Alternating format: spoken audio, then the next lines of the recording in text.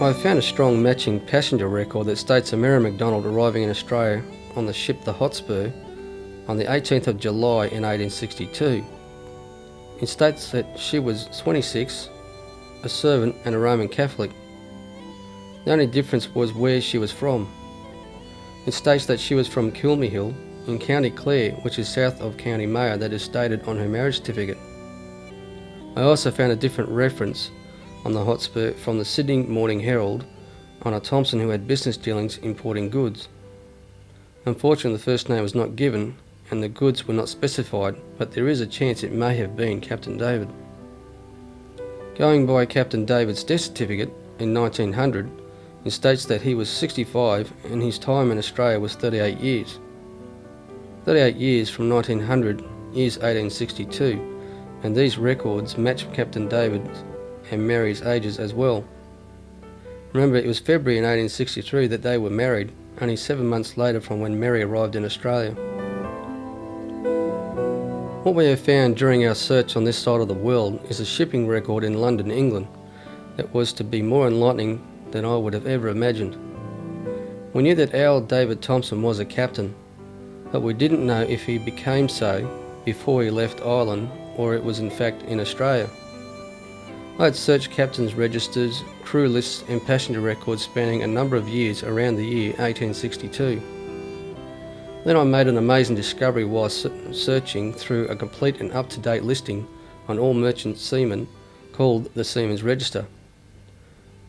Searching through many named David Thompson on a registered ships of Ireland and Britain between 1853 and 1857, I found only one that was in fact a very strong match. This was the only David Thompson who was born in Belfast and was 22 years of age at the time period of this log. I then read the original ship records, which stated that in 1854 David Thompson was an apprentice seaman on a ship called the St Helena from Belfast. It states that the young David Thompson was registered in Belfast as an indentured apprentice on the 23rd of December in 1850. In 1856 he was a qualified seaman on a steamship called the Fiery Cross from Glasgow, Scotland. On the 8th of October in 1855 it sailed from Liverpool, England, arriving in Melbourne, Australia, sometime in January in 1856. I was totally amazed to find that this David Thompson had deserted the ship on the 21st of January in 1856, along with 4 others. Around 20 crew had jumped ship in all, whereas a few others were discharged a couple of months later. It all began to make sense why we could not find any records on Captain David on any other shipping records in Australia, especially during the year he was supposed to have come to Australia in 1862. It may well have been a deliberate lie about his time in Australia and the story of meeting his wife Mary on the Hotspur. He was likely trying to avoid any authorities. We can only speculate as to why he did it. The Gold Rush era was certainly one of the very strong possibilities for his leaving along with the others in his crew. We do know he became the ship's captain, but now we are sure it was in Australia. In the later 1800s we did find a record for a pilot's exemption for shipping that stated a David Thompson and also his son Francis as a third-class engineer. A pilot's exemption could only mean that this man David Thompson was recognised as the ship's captain. We're standing just south of the Maruya River headland. This is the entrance to the river, which you can see up here, is where our grandfather and our great-grandfather actually had some experience, because our grandfather, Francis Thompson, was born in this area. In fact, he was born in what was then the parish of Browley, but in fact it was the Maruya district.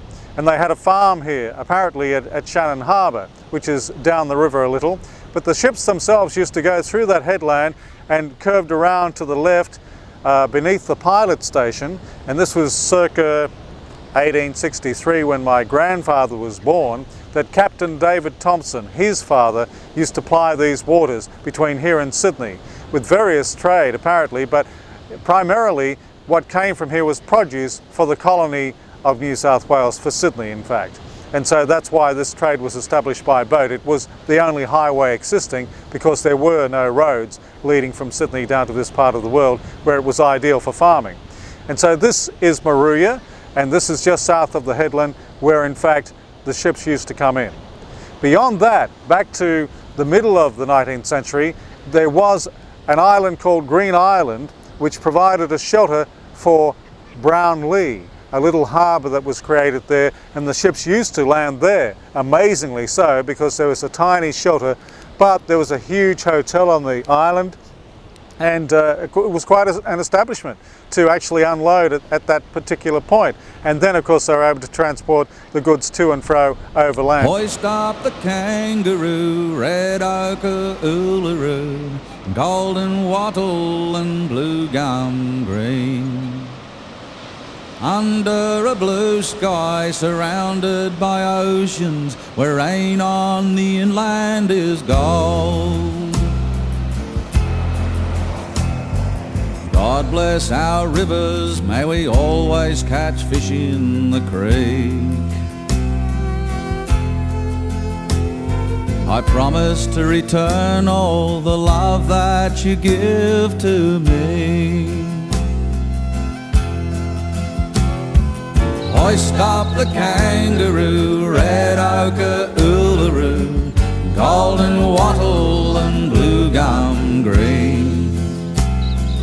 Under a blue sky surrounded by oceans, where rain on the inland is gold.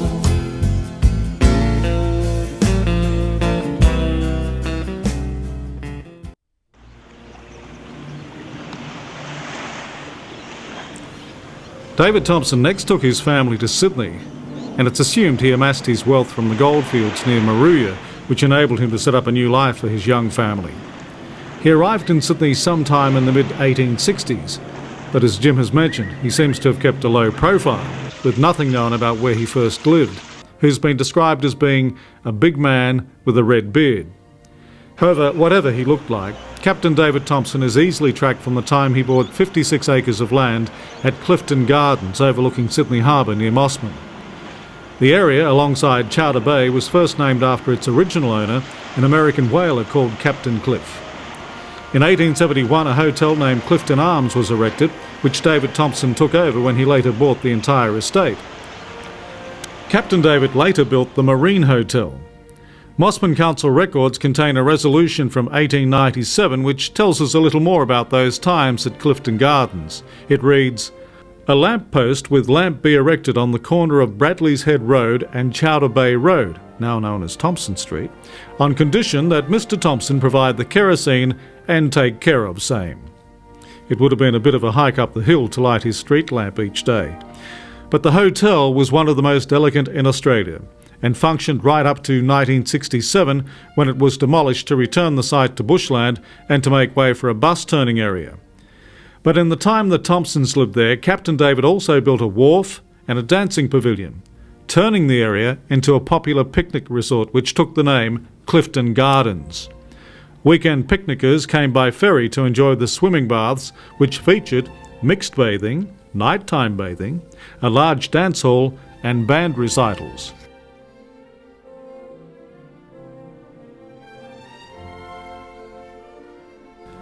Apparently to help finance all these facilities, only traces of which can be found there today, David Thompson auctioned 6 allotments on the waterfront as early as 1891.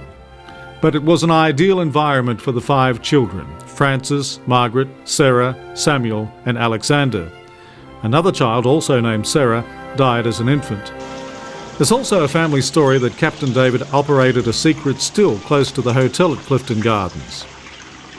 Tom and Jim were so convinced of this story that they ventured up along the course of the creek running down the side of the slope behind the hotel and found possible traces of the site of this illegal operation. There was no sign of the ghost, which was said to have haunted the still. But they did find a rock with deeply chiselled initials M, A and what could be an F. Could these have represented the names Margaret, Alexander and Francis? Who else would go to the trouble of chiselling the 3 letters into the rock?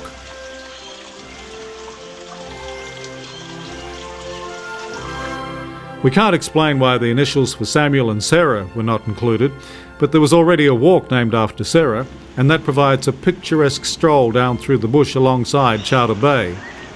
It's not known if this walk was named after the daughter who died as a child or after the later Sarah who actually lived there. North by north you travel, south by south, for money in their pockets and food in their mouths, counting their pennies and biding their time. West to the ocean, the end of the line. West to the ocean, the end of the line.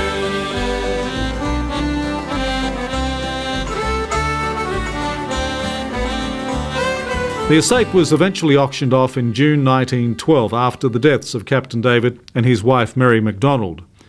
Francis moved close by, around the headland to Balmoral, and ran a kiosk where his children, including our father David Anthony Thompson, spent his early childhood.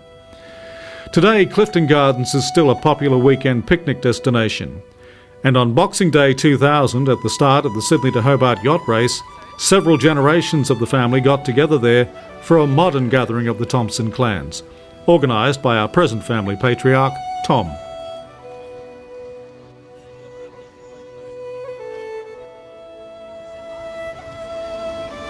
The group included Jack and Irene Rutty, who are descended from Margaret Thompson's family line.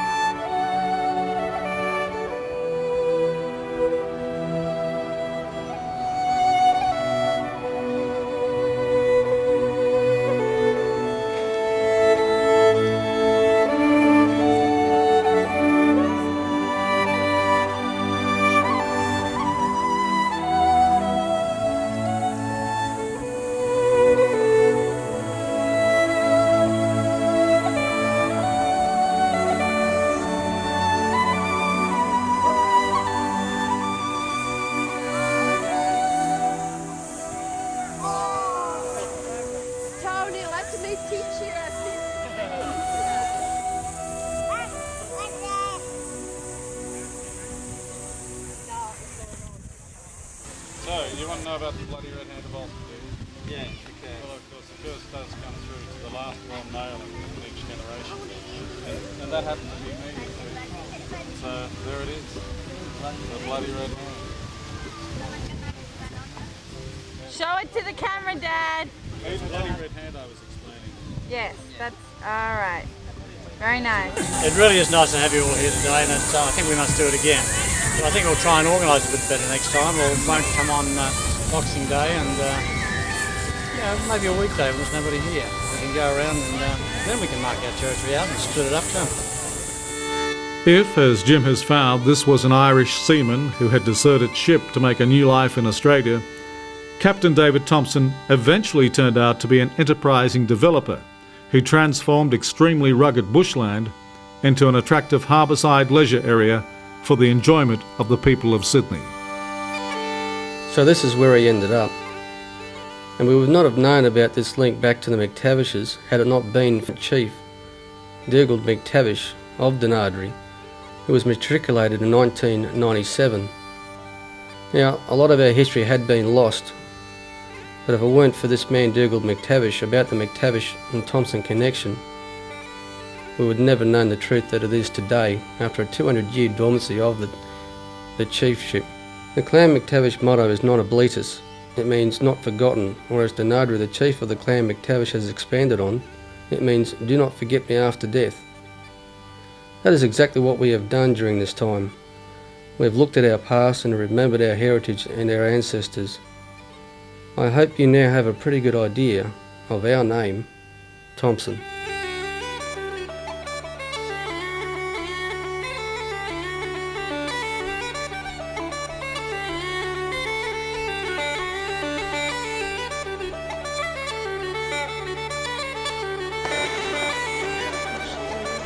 back to me.